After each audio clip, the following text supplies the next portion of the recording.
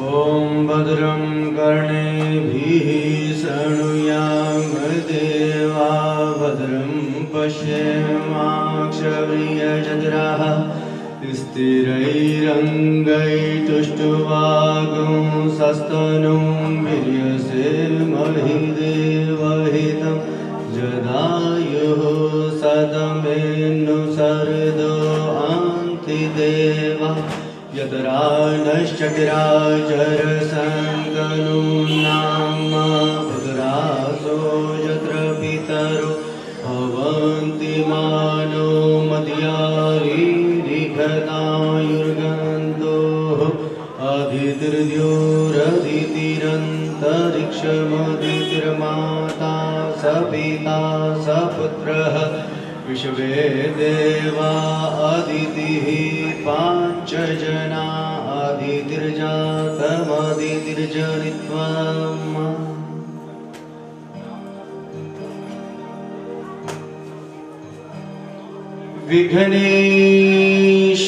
विघ्नेश्वराय वरदाय सुरप्रियाय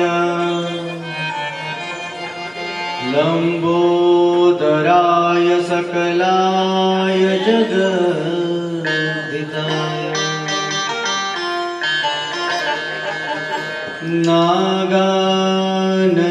नागाननाय श्रुतियज्ञ विभूषिताय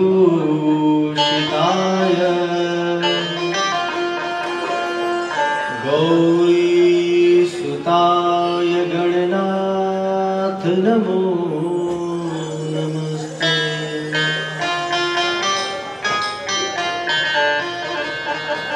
वक्रतुंड महाकाय सूर्यकोटि समप्रभ निर्विघ्नं कुरु मे देव सर्वकार्येषु सर्वदा।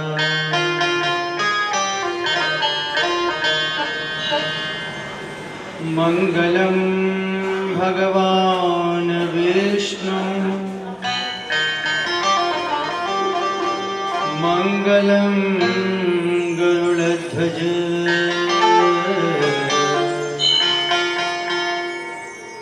मंगलं पुंडरीकाक्ष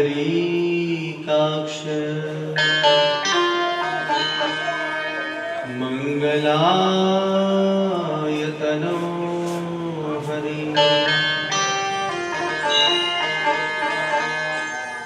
मंगलं भगवान् शंभो मंगलं वृषभध्वज मंगलं पार्वतीनाथ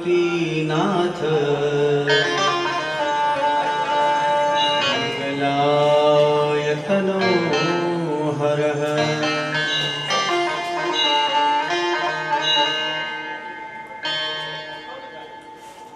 दुर्गे स्मृता हरसि भीतिमशेषजन्तो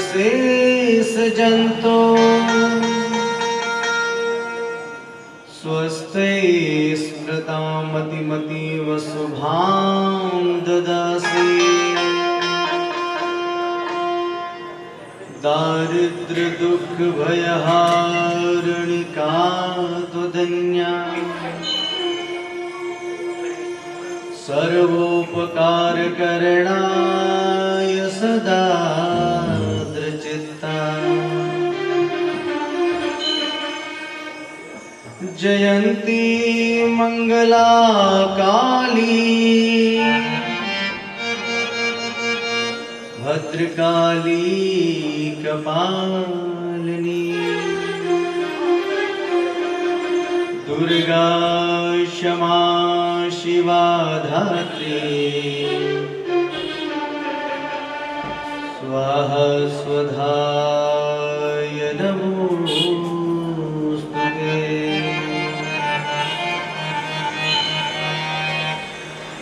विश्वेशं माधवं डुण्डिं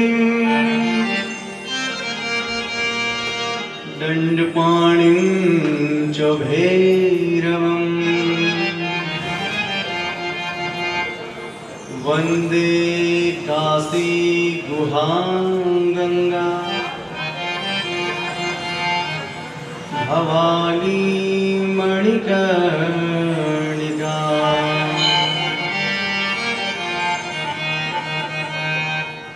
वंशी विभूषितकरा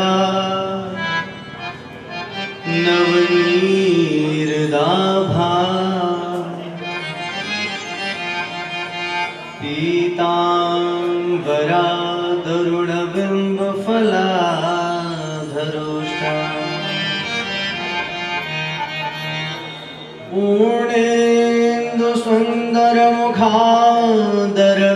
पूर्णेन्दुसुन्दरमुखादरविन्दनेत्रा कृष्णा परं किमपि तत्त्व अहं न जाने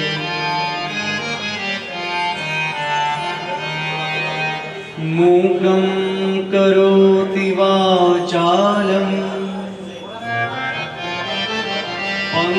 पङ्गुलं यते गिरिं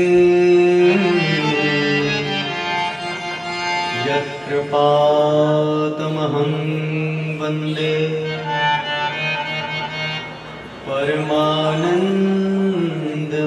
परमानन्दमाधवम्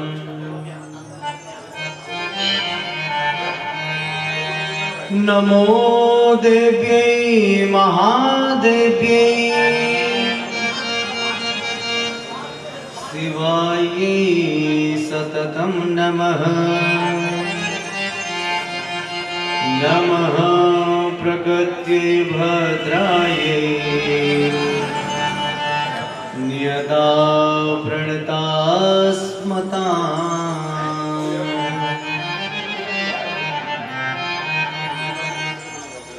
अतुलित बलिधामं हेमशैलावदेहम् दरुजवनकृशानं ज्ञानिनामग्रगण्यम्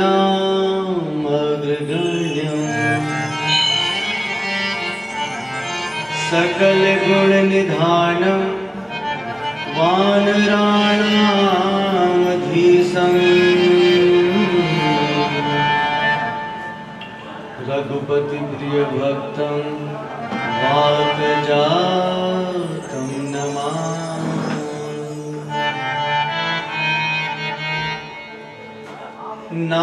नारायणं नमस्कृत्य नरं चैव नरोत्तमं देवीं सरस्वतीं व्यासं ततो जयमुदीरये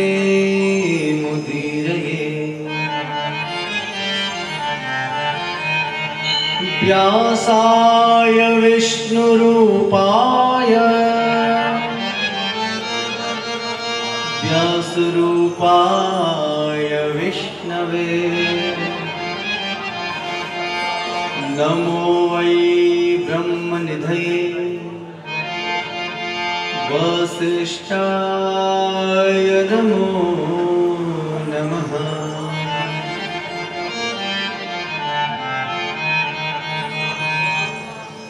गुरु ब्रह्मा गुरु विष्णु गुरुदेवो महेश्वरः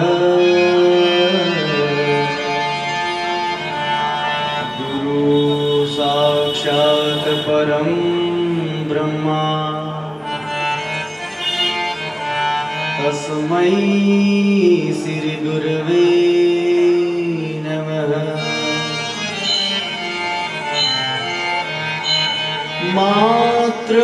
मातृवत्लालित्री च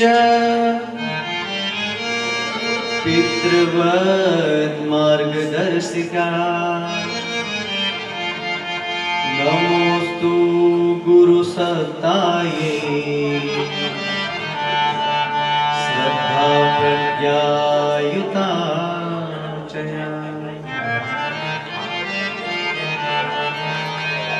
इष्टदेव नमस्तुभ्यं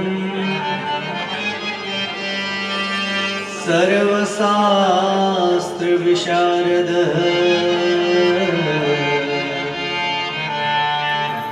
नमस्तुभ्यं नमस्तुभ्यं सर्वकामार्थसिद्धये।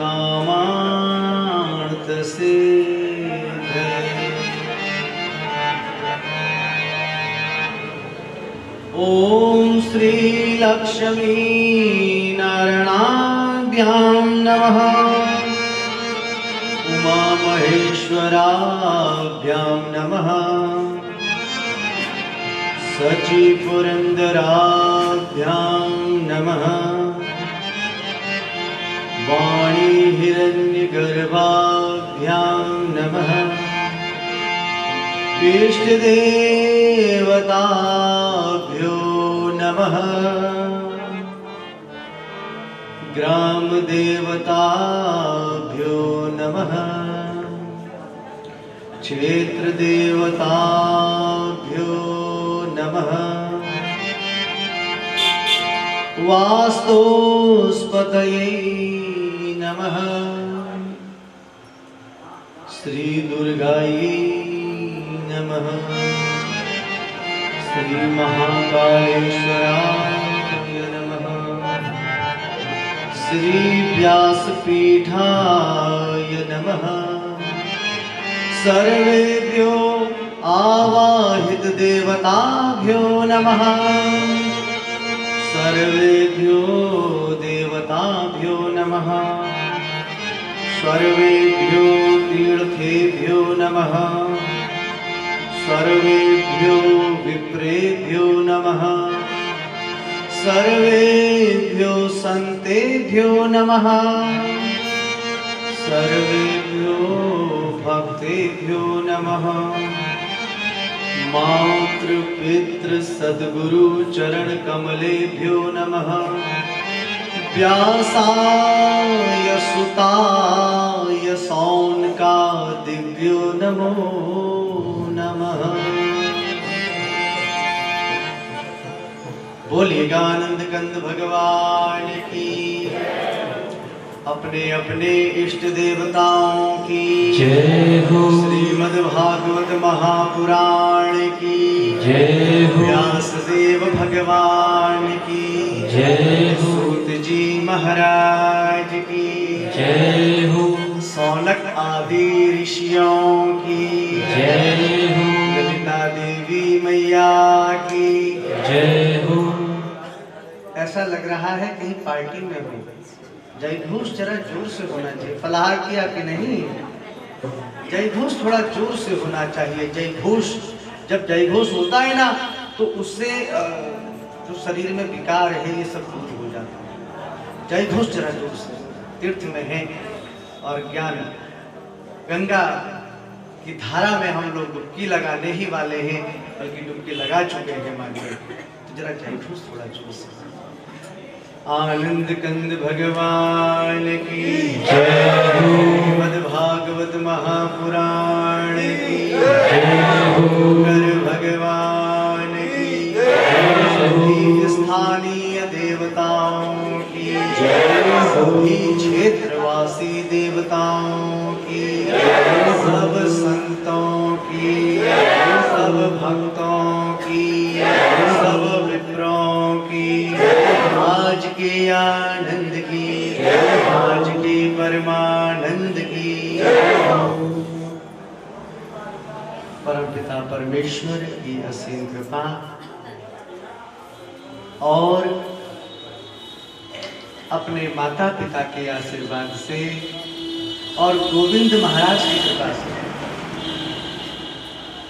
गोविंद महाराज बोले तो कृष्णचंद्र ठाकुर जी की कृपा से आज परम इस दिव्य तीर्थ में, ये जो तीर्थ है नैमिषारण्य, ये इसके विषय में जितना कहा जाए वो कम है। और तीर्थ बोले तो तपस्थली भूमि, और ये तपस्थली भूमि हमारे 88,000 ऋषि महात्माओं की तपस्थली भूमि है ये नैमिषारण्य, जहाँ आज हम लोग बैठे हुए हैं। सौभाग्य का विषय है। और आप सभी जो सत्पुरुष यहाँ पर बैठे हुए हैं, धर्ममूर्ति बैठी हुए हैं, सभी लोग, मुझे तो यह लगता है, मेरी अपनी व्यक्तिगत धारणा है कि जो 88,000 ऋषि महात्मा यहाँ पर तपस्या किए हुए होंगे किसी कल्प में, आज क्या पता उन्हीं की आत्माएं सप्रविष्ट यहाँ पर हुई हों और पुनः यहाँ तपस्या करने के लिए एकत्रित हुए हैं। बोलिए जय श्री कृष्ण। ऐसा लगता है क्योंकि ये सौभाग्य का विषय है। और मैं आप सभी लोगों को प्रणाम करते हुए व्यासपीठ से, क्योंकि आप सभी लोग माता पिता तुल्य, आप सभी लोग हमारे साथ में हर बार सहयोग करते हुए, यात्रा में सहयोग, पूजा में सहयोग, और आज आपके द्वारा मुझे इस व्यासपीठ पर कथा कहने का अवसर मिला, इसलिए मैं अपनी इस व्यासपीठ से बहुत बहुत साधुवाद देते हुए आप सबको प्रणाम करता हूं और भगवान व्यास जी से निवेदन करता हूं कि आपके सभी प्रकार के कष्टों को दूर करते हुए गोविंद का समावेश आपके हृदय में जगाए और आपके हृदय में निरंतर गोविंद की प्रकाशमय ज्योति हमेशा जलती रहे। देखो, यह जो भागवत जी की कथा आज प्रारंभ होने जा रही है, आज पहला दिन है और पहले दिन में हमारे यहाँ का जो रीति रिवाज है थोड़ा यहाँ से भिन्नात्मक है। हमारे यहाँ पर जब शुभ काम होता है तो पहले सभी प्रकार के देवताओं का आवाहन किया जाता है और वही रीति से यहाँ पर पूजा संपन्न हुई है विधिवत रूप से, क्योंकि सर्वाणि तीर्थानि वसन्ति यत्र नियतो द्वारे तत्र कथा प्रसंगा। सारे तीर्थ, सारे देवताओं को आमंत्रित करना होता है। यद्यपि ये तीर्थ भूमि है, यहाँ तो हमेशा देवगण सब यही निवास ही करते हैं हमेशा, लेकिन फिर भी एक अपनी मानसिक धारणा के अनुसार जो हमारे वेदोक्त मंत्र हैं, और प्रत्येक मंत्र में, प्रत्येक तत्व में देववास है, और उन वेद मंत्रों के गुंजायमान स्वर हमारे कर्णों के द्वारा हमारे हृदय में प्रविष्ट होते हैं, तो हमारे हृदय में जो परमात्मा का वास है वो तत्व उजागर होता है।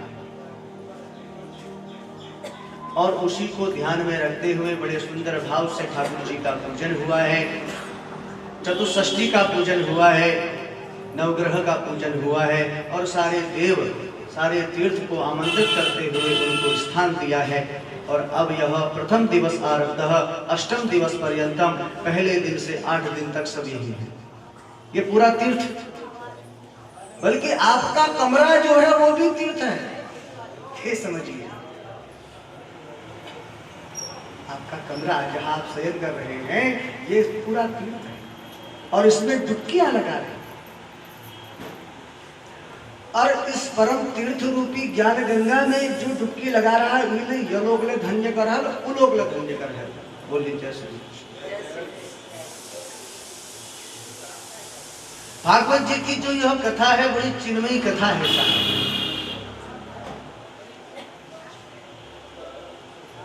भागवत जी में एक श्लोक आता है, थोड़ा सा उसका विवेचन करें कि भाग्योदयेन बहुजन्म समर्जितेन सत्संगमं च लभते पुरुषो यदा वै अज्ञान हेतुकृत मोह मदान्धकारनाशं विधाय हि तदोदयते विवेकः भाग्योदयेन बहुजन्म समर्जितेन। एक श्लोक आता है भागवत जी में कि भाग्योदयेन बहुजन्म समर्जितेन, एक जन्म नहीं, भाग्योदयेन बहुजन्म। एक जन्म नहीं, जब अनंत जन्मों के भाग्य उदय होते हैं तब ऐसा सत्संगम लभते पुरुषो यदावे, तब ऐसा सत्संग हमको आपको प्राप्त होता है। बोलो जय श्री कृष्ण। ऐसा सत्संग एक जन्म के नहीं, जब अनंत जन्मों के पुण्य रूपी भाग्योदय होते हैं तब ऐसा सत्संग हमको प्राप्त होता है साहब, अन्यथा नहीं होता। और इसके लिए भी गोविंद की कृपा होना बहुत जरूरी है। और आज हम सब पर ठाकुर जी की कृपा हुई, गोविंद की कृपा हुई। इस परम तीर्थ नैमिषारण्य में, जहाँ पर व्यासपीठ विराजमान है, जहाँ पर सत्यनारायण की रचना हुई व्यास जी के द्वारा, और जिस स्थान में सूत जी महाराज ने 88,000 सौनक आदि ऋषियों को 18 पुराणों की कथा श्रवण कराई है परम तीर्थ नैमिषारण्य में, आज हमें भी कथा श्रवण करने का सुयोग अवसर प्राप्त हो।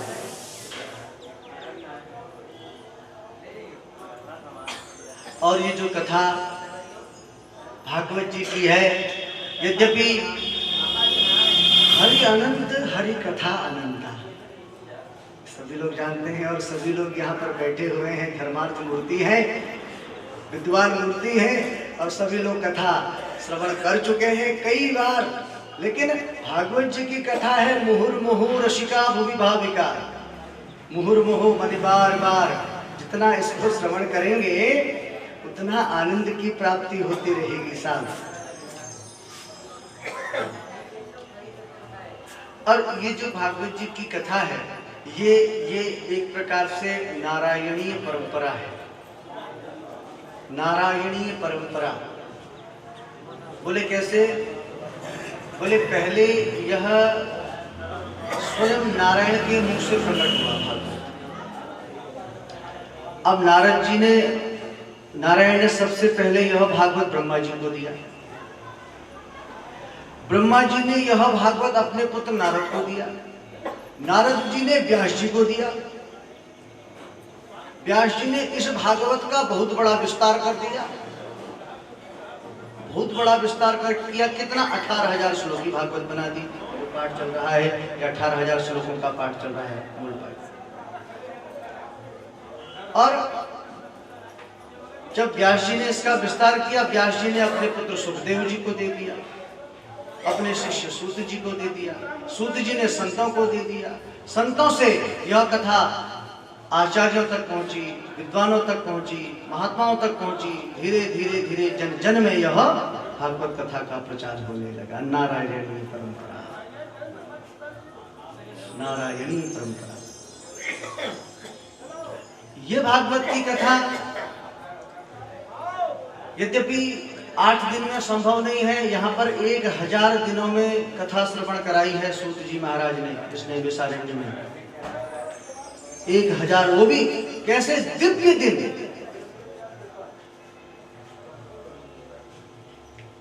दिव्य दिवस। 1000 दिव्य दिवसों में पूज्य सूत जी ने सौनक ऋषियों को कथा श्रवण कराई है साहब। ये भागवत जी की 1000, और हमारे लिए 8 दिन संभव है। जिस प्रकार से एक मधुमक्खी एक पुष्प में बैठती है और उसका सार तत्व ग्रहण करती है, पूरे फूल को पुष्प को नहीं ले जाती, उसी प्रकार से केवल इस भागवत का सार तत्व हम श्रवण करेंगे। इसकी जो पूर्णता होती है वो मूल पाठ से पूर्णता होती है। बोलिए जय श्री कृष्ण। इसमें जो चीजें ग्रहण करने योग्य हैं वो हम और आप ग्रहण करेंगे। इसमें 12 स्कंद हैं और 366 अध्याय से ऊपर। 10वां स्कंद इसका बहुत बड़ा है, उत्तरार्ध और पूर्वार्ध। इसमें भगवानों के अवतारों की कथा है, चंद्रवंशी राजाओं की कथा है, सूर्यवंशी राजाओं की कथा है। भगवान किस किस भाव से, क्योंकि एक कहावत है, यं यं भावं चिंत्यन्ते तं तं भावं प्राप्नोति। भगवान कहते हैं जो मुझे जैसे जैसे भाव से भजता है मैं उसको वैसे वैसे प्राप्त हो जाता हूँ। इसका विवेचन इस भागवत कथा में है। भगवान किसको सहजता से प्राप्त हुए हैं, ये इस भागवत कथा में,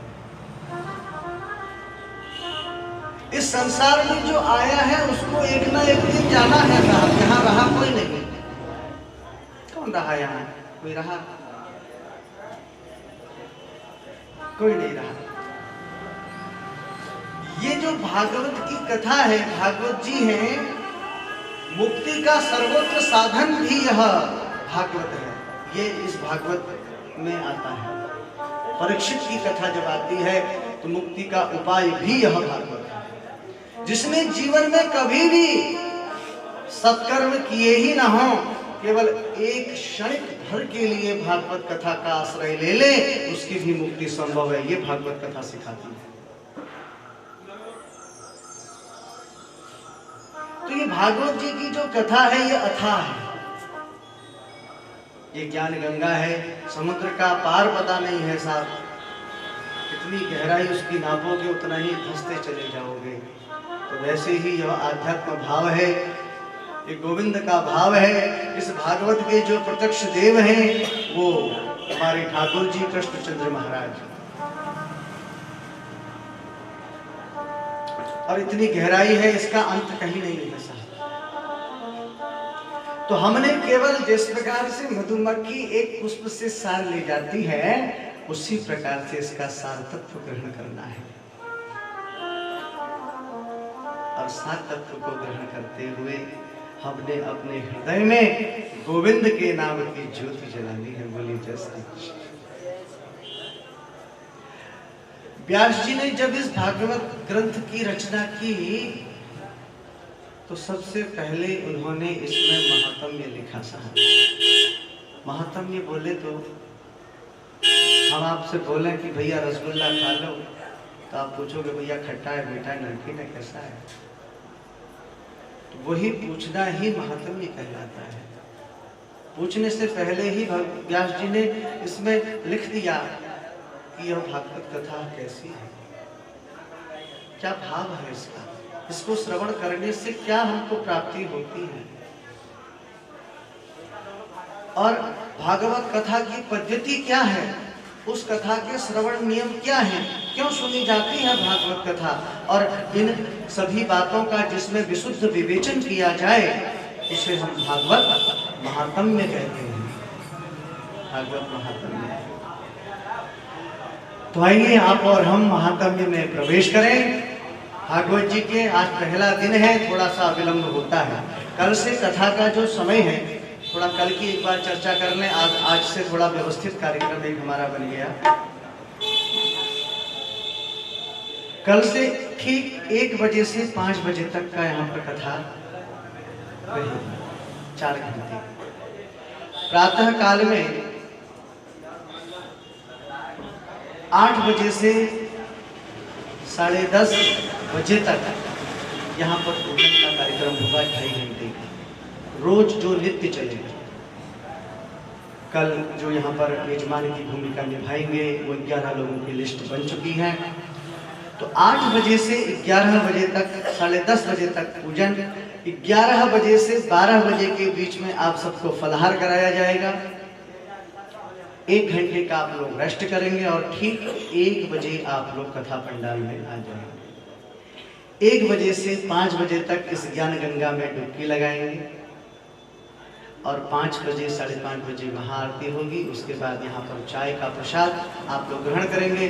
जो ये महाप्रसाद बना हुआ है ना, यह महाप्रसाद आपको प्रतिदिन रोज शाम को भोजन के समय दिया जाएगा। और जिस दिन यज्ञ संपन्न होगा उस दिन आपको पुड़िया बना करके घर को आप देंगे। बोलिए जय श्री कृष्ण। कथा समाप्ति के बाद चाय का प्रसाद आप लोग ग्रहण करेंगे और उसके बाद जो भजन कीर्तन करना चाहे, यहाँ पर माताएं हैं, बहुत दिव्य दिव्य कलाकार हैं, माता जी हैं हमारे साथ, गड़बड़े से आई, बहुत सुंदर भजन गाती हैं, बहुत सुंदर। हमारे कालोनी जी हैं साहब, भजन, हम तो इनको भजन सम्राट ही कहते हैं। क्या सुंदर भगवान की कृपा है। और सभी लोग हैं जो बड़े दिव्य से दिव्य मूर्ति हैं साहब। मैं तो एक ही बात जानता हूं, मैं तो एक ही चीज कहता हूं भगवान से, मैं तो नहीं हूं काबिल, तेरा प्यार कैसे पाऊं, इस टूटी हुई वाणी से गुणगान कैसे पाऊं।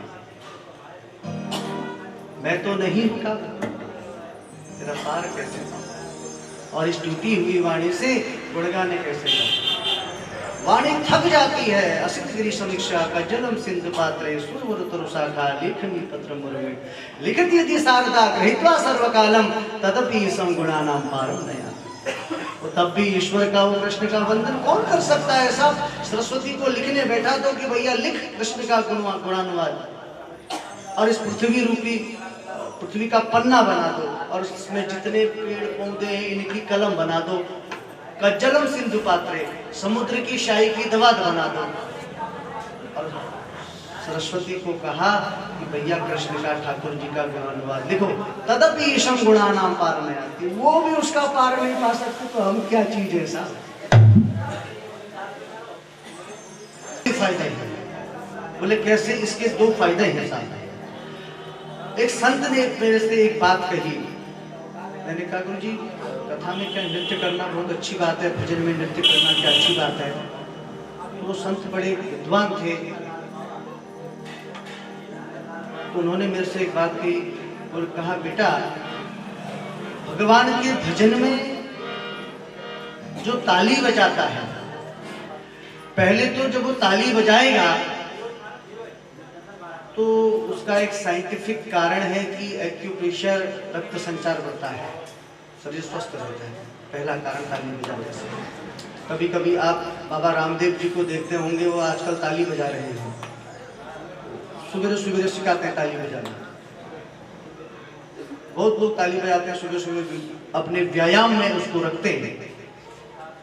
एक तो कारण ये, दूसरा भगवान के भजन में ताली बजाने से ये जो हाथों में रेखाएं हैं, ये पूरा नवांश कुंडली इसमें है, हमारे हाथों में जो रेखाएं हैं इसमें सब कुछ इसमें है, सोम पर्वत शुक्र सब सब सब कुछ।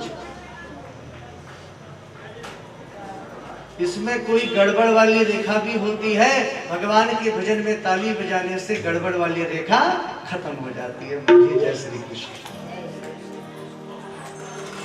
इसलिए भगवान के भजन में ताली जरूर बजानी चाहिए। दूसरी बात, भगवान के भजन में नृत्य क्यों करना चाहिए, ये बात कही।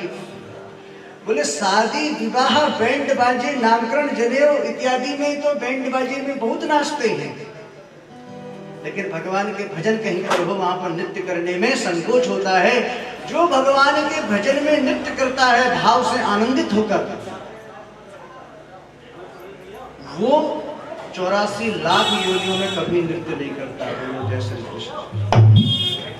भगवान के भजन में जो नृत्य करता है वो 84 लाख योनियों में कभी नृत्य नहीं करता, और जो हमेशा बैंड बाजी में नृत्य करता है भगवान के भजन में नृत्य नहीं करता, वो 84 लाख योनियों में नृत्य करता रहता है। बोलो जय श्री कृष्ण। तो आइए अपने मन वाणी को पवित्र करने के लिए थोड़ा सा हरि नाम संकीर्तन और उसके बाद महात्म्य के प्रथम श्लोक में आप और हम प्रवेश करेंगे। बोलिए जय श्री कृष्ण। अच्युतम केशवम राम नारायणम कृष्ण दामोदरम वासुदेवम।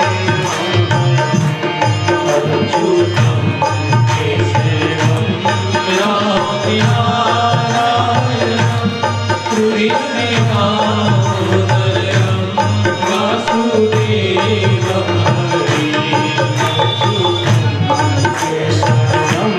राम नारायण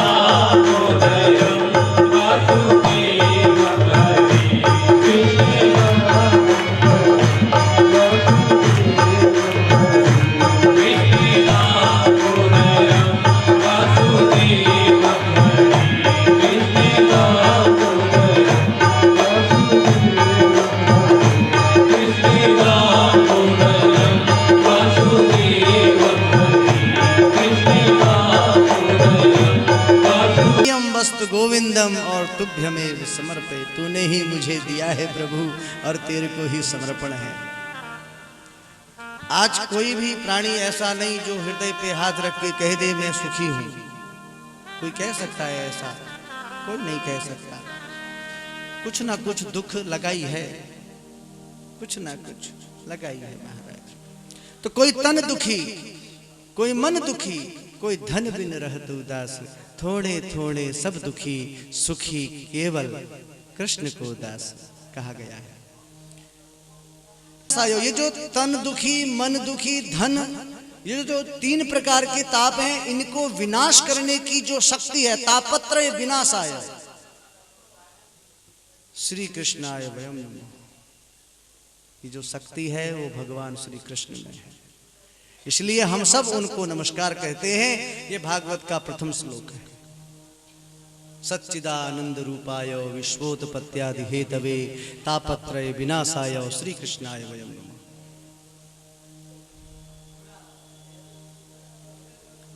इसके बाद दूसरे श्लोक में महात्म्य में व्यास जी ने स्वयं अपने पुत्र की वंदना की है साहब, अपने पुत्र की।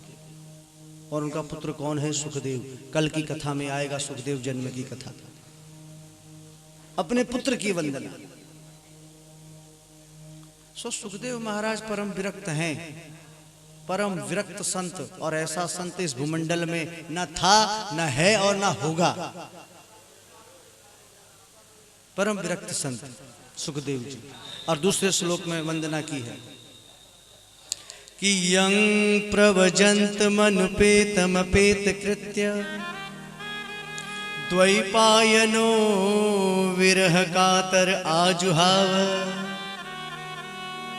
पुत्रेति तन्मयतया तरवो अभिनदुस्तम सर्वभूत हृदयं मुनिमानतोस्मि यं प्रवजंत मनुपेतमपेत कृत्य द्वैपायनो विरह कातर आजुहाव। परम विरक्त संत हैं। जब सुखदेव जी का जन्म हुआ और जन्म लेते ही जंगल की ओर भाग गए, माता पिता को प्रणाम भी नहीं किया, दूर से प्रणाम किया और जंगल की ओर भाग रहे हैं। और व्यास जी पीछे से जा रहे हैं, हाँ पुत्र रुक जा, पुत्र रुक जा, पुत्र कहते, पुत्रेति तन्मयतया, पुत्र रुक जा, पुत्र रुक जा। अपने पुत्र की वंदना की है। परम विरक्त संत।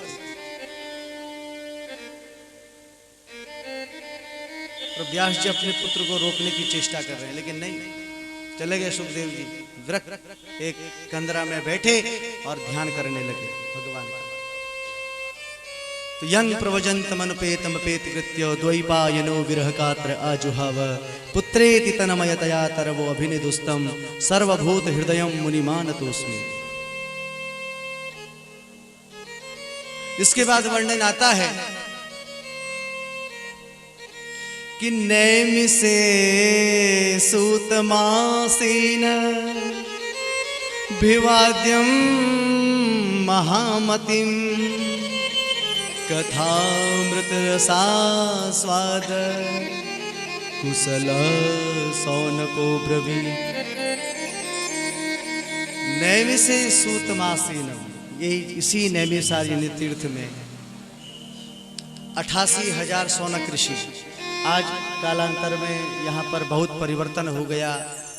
मैं लगभग इधर 20 साल से आता हूँ, 20 वर्ष मेरे को हो गए हैं। पहले तो बहुत यहाँ पर काफ़ी अव्यवस्थाएं थी, लेकिन आज बहुत अच्छा इधर व्यवस्थाएं हो गई हैं। और इस परम तीर्थ में नैमिषारण्य जो तीर्थ है, ये सतयुग का तीर्थ बताते हैं। सतयुगे नैमिषारण्ये त्रेतायाम च पुष्करे द्वापरे च कुरुक्षेत्रे कलौ गंगा वर्तते।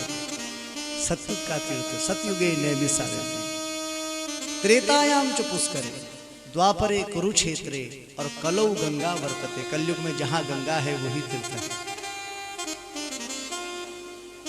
तो इस परम तीर्थ में जो व्यास जी के परम शिष्य हैं पूज्य सूत जी, और सूत जी आसन में बैठे हैं। नैमिषे सूतम आसीन, सूत जी को आसन दिया गया है। और विवाद्यम महामतिम कथामृत रसास्वाद कुशलो सौनको ब्रवी। सौनक ऋषि, सौनक ऋषि बोलते हैं गृहस्थियों को। 88,000, एक लेने, दो लेने, तीन लेने, 88,000। और पहले तो महाराज जब कथा होती थी, अब वो उसमें तो ये वाद्य यंत्र भी नहीं है, तो बड़ी सुंदर यहाँ पर अब तो वाद्य यंत्र है, तो दूर दूर तक कथा पहुँच जाती है, लोग श्रवण कर लेते हैं। तो पहले तो ये भी नहीं था, तो वो कैसे 88,000 ऋषि महात्माओं को संबोधित किया होगा। पहले के समय जो कर्ण चक्षु थे ना, इनमें बहुत बल था, बहुत बल। आप यहाँ पर बैठे हैं, 1 किलोमीटर से यदि कोई आवाज मार रहा है तो आप सुन लेंगे। इतना बल था कर्ण चक्षुओं में। जो कान के आंखें हैं, इनमें इतना बल था। धीरे धीरे धीरे धीरे धीरे करके विकार युक्त होते हुए ये कर्ण चक्षुओं में पर्दा लगना शुरू हो गया, पर्दा। और कभी कभी इतना पर्दा लग जाता है कि मशीन की आवश्यकता होती है। बोलिए जय श्री कृष्ण।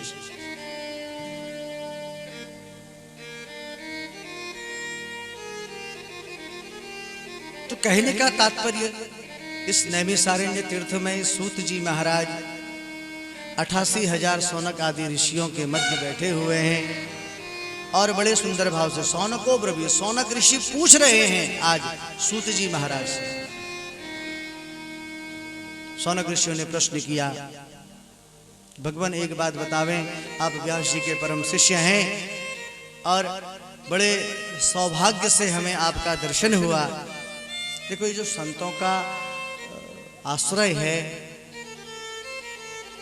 संतों का जो क्षण है, ये कभी भी बेकार नहीं जाना चाहिए। और हमारे तो एक गुरुजी हैं, वो कहते हैं संतों का क्षण और भोजन का कण ये कभी शेष नहीं रहना चाहिए।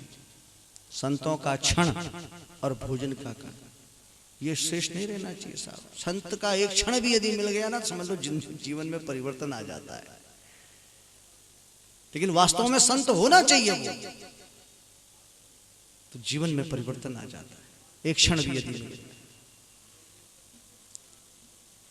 तो सूत जी महाराज परम संत हैं और विद्वान संत हैं, व्यास जी के शिष्य हैं।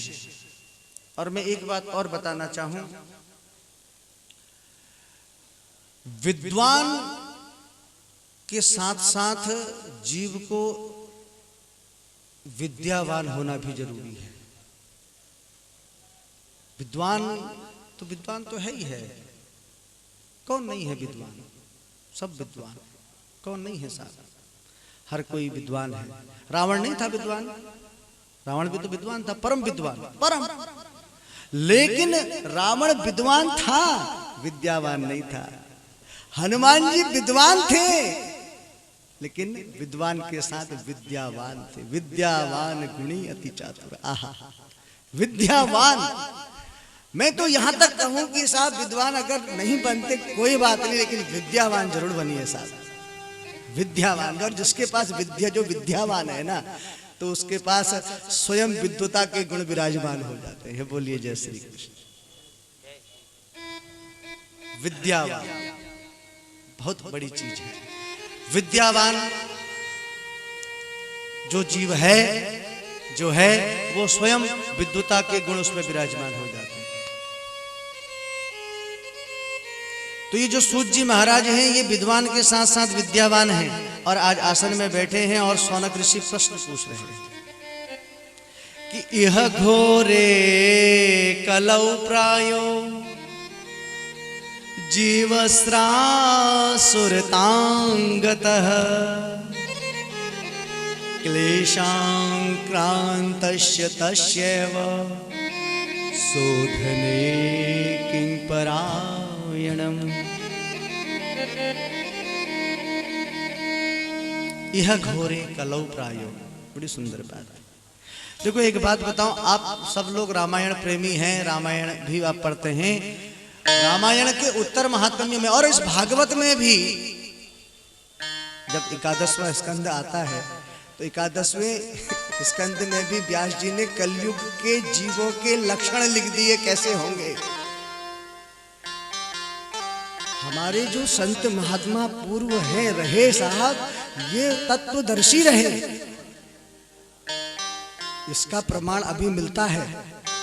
बोले कैसे? बोले मंगल ग्रह में साइंस आज पहुंचा है, मंगल ग्रह में साइंस विज्ञान आज पहुंचा है, लेकिन हमारे संत महात्मा ऋषि मुनि जब मंगल ग्रह की पूजा होती है, देखो नवग्रह पूजने ने मंगल रंग का अर्च महाराज लाल, दान क्या देना पड़ता है? मूंगा या कोई गेहूं या गुड़, ऐसा ऐसा रंग की गणना पहले ही कर दी।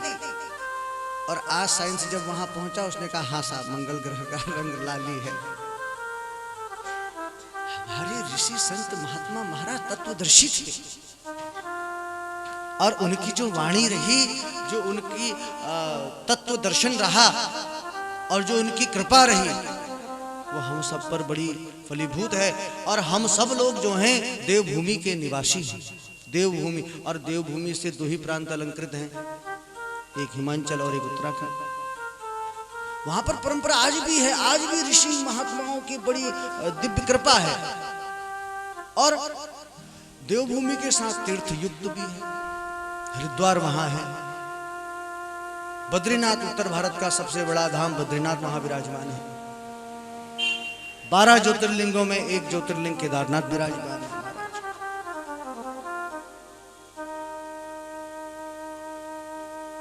तो ऋषि मुनि संत महात्मा हमारे पहले हुए वो बड़े दिव्य तत्वदर्शी हुए। तो उन्हीं तत्वदर्शियों में महाराज सूत जी हैं और सौनक ऋषि पूछ रहे हैं इह घोरे कलौ प्रायो जीवस्रासुरतांगतः, कि हे महाराज सूत जी एक बात बतावें, ये घोर कलिकाल में जो जीव है ना मनुष्य, ये असुरतांगतः, ये आसुरी प्रवृत्ति का हो जाएगा, पक्की बात। आसुरी प्रवृत्ति अपने धर्म कर्म से विलुप्त हो जाएगा, धर्म कर्म से विलुप्त, आदर करना छोड़ देगा, संध्या वंदन नित्य कर्म ये सब करना छोड़ देगा साहब। जो एक सम्मान होता है उसको भी करना छोड़ देगा। और हो ही रहा है, देख रहे हैं हम लोग, बड़ा सुंदर पहले भाव होता था, नमस्कार चरण वंदन बहुत कुछ पहले, अब तो हाँ बोलिए जय श्री कृष्ण, ये सब विलुप्त तो होते जा रहा है। तो यहाँ पर बड़ी सुंदर बात कह दी सौनक ऋषियों ने कि बोले महाराज जीव आसुरी प्रवृत्ति का होगा तो क्लेशांक्रांतस्य तस्यैव, क्लेश करेगा, लड़ाई झगड़ा, धर्म परायण में, भगवत आराधना में, कर्तव्य पूर्ति में उसका मन कहीं नहीं लगेगा। तो तस्य क्लेशांक्रांतस्य तस्यैव शोधने किं परायण, उसके शोधन का कोई उपाय बतावे। संत के एक लक्षण और बताऊं मैं आपको, ये सौनक ऋषि जो है ना ये भी परम संत हैं साहब। साधु बोले साधना करो इति साधु, जो साधना करता है, और यही साधु संत है। और संत जो दूसरे के दुख को देख नहीं पाता, प्रयास करता है कि मेरे द्वारा इसका दुख कैसे दूर हो, भाव जागृत होता है हृदय, बहुत भाव जागृत।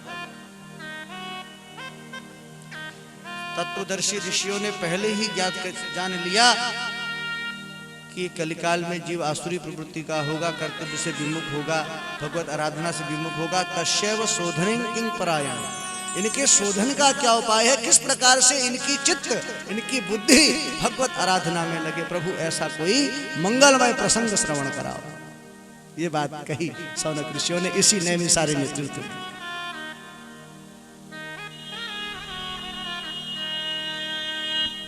और सूत जी कहते हैं, शौनक ऋषि कहते हैं कि भगवान ऐसा कोई परम मंगलमय प्रसंग सुनाओ जिसको श्रवण करके संसार के लोगों के कष्ट की निवृत्ति हो जाए और गोविंद की प्राप्ति हो जाए। कृष्णम प्राप्तिकरम सस्वत साधनम तद्वदाधुना, कृष्ण की प्राप्ति हो जाए ऐसा कोई परम मंगलमय प्रसंग श्रवण कराओ। सूत जी महाराज बड़े प्रसन्न हुए और सूत जी महाराज शौनक ऋषियों को परम मंगलमय यह कथा श्रवण कराते हुए कहते हैं कि हे शौनक ऋषियों, आपने जो यह प्रश्न पूछा ये अपने लिए नहीं, संसार के कल्याणार्थ के लिए ही पूछा। और बड़ी सुंदर बात है साहब, देखो हम लोग जन्म लेते हैं, जन्म के लेने के बाद बड़े होते हैं, युवा होते हैं और फिर वृद्ध होते हैं और वृद्ध होने के बाद फिर चले जाते हैं। जीवन के पहलुओं को समझने का कभी हमने प्रयास नहीं किया साहब। जीवन को हम ऐसे बर्बाद कर देते हैं। कई जगह देखने को मिलता है, कई जगह एक व्यक्ति सुबह अपने ऑफिस को जाता है और शाम को आता है और फिर थक जाता है, भोजन भाजन करता है, सो जाता है, फिर ऑफिस। और संडे का एक दिन मिलता है, बोले इतवार का। इतवार के दिन वह व्यक्ति क्या करता है, चलो एक दिन मिले इतवार का, आज थोड़ा भगवत आराधना हो जाए साहब। लेकिन नहीं जी, वो व्यक्ति देखता है कहीं पर कोई ताश खेल रहा है तो वहां पर बैठ जाता है, ताश चलता है बड़ा सुंदर।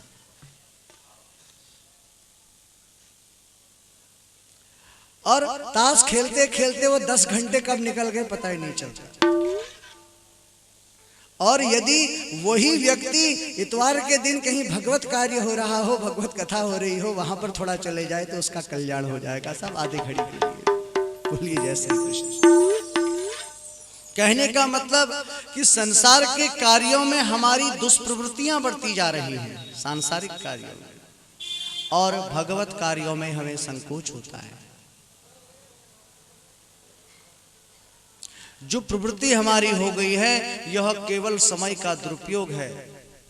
सूत जी कहते हैं हमारा जीवन क्या है इस कलिकाल में, कि काल ब्याल मुख ग्रास त्रास निर्णास हेतवे। काल ब्याल मुख ग्रास त्रास निर्णास हेतवे। बोले हमारा जीवन क्या है। ये जो कलयुग है एक विशाल अजगर है और इसने अपने मुख को फैलाया है और हम सब इसके ग्रास बने हुए हैं, इस कलयुग रूपी अजगर के ग्रास। और हमारा जीवन कितना ही है जब तक ये अजगर अपने मुख को बंद नहीं कर लेता, और जैसे ही इसने अपने मुख को बंद किया गए। काल ब्याल मुख ग्रास त्रास निर्णास है तवे। का ग्रास बने हुए हैं, अर्थात इस कलिकाल में कोई भरोसा नहीं है साहब।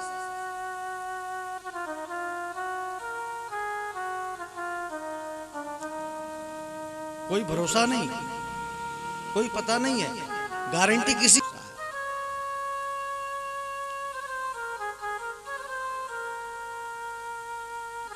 और सूत जी कहते हैं कि हे शौनक ऋषियों, जीव संसारिक कार्यों में अपनी दुष्प्रवृत्ति बढ़ा रहा है, और जिसकी दुष्प्रवृत्तियां बढ़ती हैं सांसारिक कार्यों में उसको चिंता ज्यादा होती है। लेकिन शास्त्र यहां पर चिंता का खंडन करता है कि मानव की सबसे बड़ी भ्रांति है कि वो चिंता ज्यादा करता है, और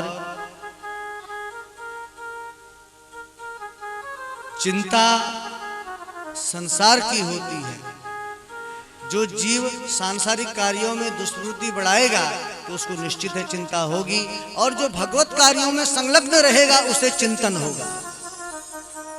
ध्यान दीजिए।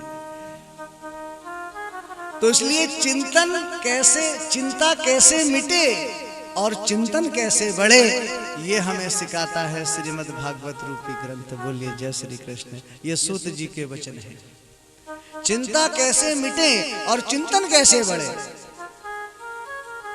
ये सिखाता है हमें श्रीमद् भागवत ग्रंथ। ये भागवत महान ग्रंथ है, ये मुक्ति प्रदान करता है। सूत जी कहते हैं कि हे सौनक ऋषियों, ये जो भागवत की कथा है, ये कथा श्रवण का अधिकार तो कभी कभी देवताओं को भी प्राप्त नहीं होता। भागवत कथा का श्रवण का अधिकार देवताओं को भी प्राप्त नहीं होता। सौनक ऋषियों ने कहा कैसे महाराज? बोले जब एक बार पता चली कि सुखदेव जी महाराज परीक्षित महाराज को कथा श्रवण करा रहे हैं, परीक्षित महाराज को सुखदेव जी महाराज कथा श्रवण करा रहे हैं, तो ये देवताओं ने क्या किया कि अपना एक अमृत से भरा हुआ कलश लेकर के परीक्षित की सभा में आ गए। सूत जी महाराज कह रहे हैं सौनक ऋषियों से, ध्यान देना।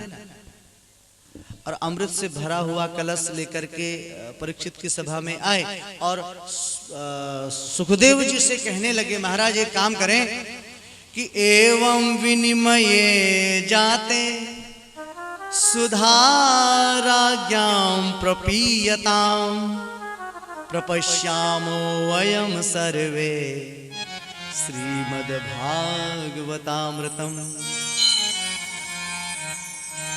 एवं विनिमये जाते। भगवान एक काम आप करें। बोले क्या? बोले एवं विनिमये जाते। विनिमय माने अदला बदली। आप एक काम करें भगवान, ये अमृत रूपी कलश है और इसको आप परीक्षित महाराज को पिला दें और हमें प्रपश्यामो वयम सर्वे श्रीमद् भागवतामृतम, और हमको यह श्रीमद् भागवत रूपी अमृत पिला दें। ये देवताओं ने कही सुखदेव जी से। तो सूत जी कहते हैं सुखदेव जी ने अपने मन में उस समय विचार किया, देवताओं की यह बात सुनी और अपने मन में विचार किया, और विचार करते हुए सुखदेव जी सोचने लगे क्व सुधा क्व कथा लोके क्व काच क्व मणिर्महा ब्रह्मरातो विचार्येवं तदा देवा जहासः। क्व सुधा क्व कथा लोके क्व कांच क्व मणिर्महा। कहा ये देवलोक का अमृत क्व सुधा क्व कथा लोके, कहा ये भागवत रूपी अमृत। एक कांच की तुलना एक मणि से की जा सकती है क्या? एक कांच की तुलना एक मणि से नहीं की जा सकती साहब। बोले ये अमृत का पान करने से तो देवताओं को भी मृत्यु लोक में आना पड़ता है, और श्रीमद् भागवत का जो पान करता है उसका तो आवागमन का चक्र ही छूट जाता है। बोलिए जय श्री कृष्ण।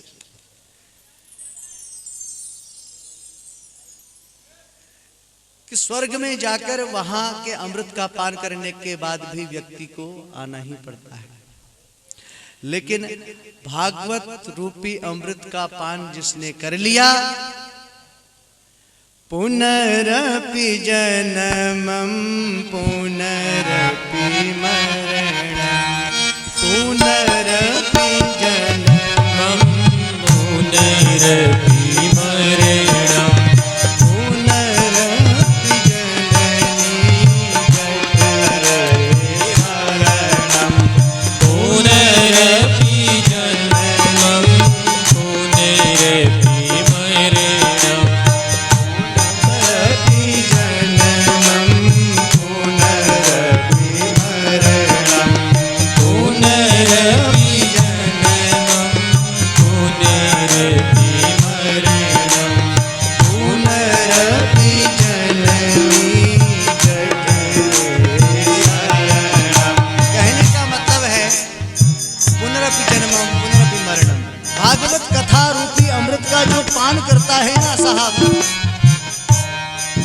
उसका दोबारा जन्म नहीं होता। पुनरपि जन्मम पुनरपि मरणम, वही जन्म और मरण के बंधन से ही मुक्त हो जाता है साहब। ये भागवत कथा अमृत का भाव है महात्म्य में। तो सूत जी कहते हैं सौनक ऋषियों से कि अभक्ता विज्ञाय न ददौ सौ कथामृतम श्रीमद्भागवती वार्ता देवानामपि दुर्लभम। अभक्ताश्च विज्ञाय न ददौ सौ कथामृतम, देवताओं को अभक्त जान करके, स्वार्थी, स्वार्थ के रूप में आए देवता, महाराज जी हमारे साथ अदला बदली कर लो। और सुखदेव जी ने मन में विचार किया और अभक्ताश्च विज्ञाय न ददौ सौ कथामृतम, अभक्त जान करके देवताओं को ये श्रीमद् भागवत रूपी कथामृत नहीं दिया साहब। श्रीमद् भागवती वार्ता देवानामपि दुर्लभम, इसलिए देवताओं के लिए भी यह भागवत की कथा बड़ी दुर्लभ मानी जाती है। बोलिए जय श्री कृष्ण। और जब देवताओं को भागवत रूपी अमृत नहीं दिया तो देवताओं ने क्या की, ब्रह्मा जी से शिकायत कर दी। और जब ब्रह्मा जी से शिकायत की ना, तो उस समय ब्रह्मा जी ने एक तराजू लिया और उसमें तोलना शुरू कर दिया। बोले क्या है श्रीमद् भागवत क्या है? और एक पलड़े पर दुनिया के समस्त साधनों को रखा और एक पलड़े पर केवल श्रीमद् भागवत को विराजमान किया। ध्यान देना, एक पलड़े में दुनिया के समस्त साधनों को रखा और एक पलड़े में केवल भागवत को रखा और देखा भागवत का पलड़ा नीचे हो गया। वजन जिसमें ज्यादा होगा वही तो नीचे को होगा।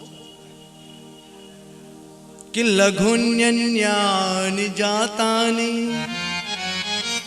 गौरवेण इदं महत् तदा ऋषि गणा सर्वे विस्मयं परमम ययु। भागवत जी का पलड़ा नीचे हो गया और समस्त पलड़े जो धर्म संस्कारों के हैं वो ऊपर को उठ गए। वजन जिसमें होगा वही पलड़ा नीचे की ओर होगा। ब्रह्मा जी ने कहा देवताओं से, ये श्रीमद् भागवत कोई पोथी नहीं है साहब, ये कोई पोथी नहीं है, भागवत कोई किताब नहीं है, ये तो श्रीमद् भागवताख्या हो प्रत्यक्ष कृष्ण एव ही। श्रीमद् भागवताख्यायो प्रत्यक्ष कृष्ण एव ही, कोई पोथी किताब नहीं है, ये तो साक्षात कृष्ण है। बोलिए जय श्री कृष्ण।